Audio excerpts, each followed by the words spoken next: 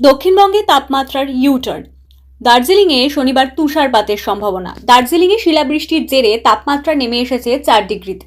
হাড় কাঁপানো ঠান্ডায় খুশি পর্যটকেরা, যদিও এখন তাদের অপেক্ষা তুষারপাতের। আগেই বৃষ্টির পূর্বাভাস দিয়েছিল আবহাওয়া দফতর, সেই অনুযায়ী বৃষ্টিতে ভিজেছে শৈল শহর। তবে দফতরের মতে আগামী 3 দিনে ধীরে ধীরে তাপমাত্রা বাড়বে পাহাড়ে।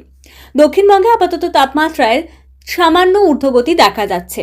আজ কলকাতার সর্বনিম্ন তাপমাত্রা ছিল 14 ডিগ্রি সেলসিয়াস। আগামীকাল তা বেড়ে 15 ডিগ্রি হতে পারে। শুক্রবার দিনের সর্বোচ্চ তাপমাত্রা ছিল 23 ডিগ্রি ও শনিবার তা 24 ডিগ্রিতে পৌঁছেছে। তবে আলিপুর আবহাওয়া দফতর জানিয়েছে সোমবারের পর থেকেই দক্ষিণবঙ্গে তাপমাত্রার ইউটার্ন হবে এবং পরবর্তী 3 দিনে 2 থেকে 3 ডিগ্রি পর্যন্ত তাপমাত্রা কমতে পারে। উত্তরবঙ্গে দার্জিলিং, কোচবিহার ও 2 দিনাজপুরে আগামী 3 দিন ঘন কুয়াশার সম্ভাবনা রয়েছে। পাশাপাশি আগামী 2 দিন বৃষ্টির পূর্বাভাসও রয়েছে।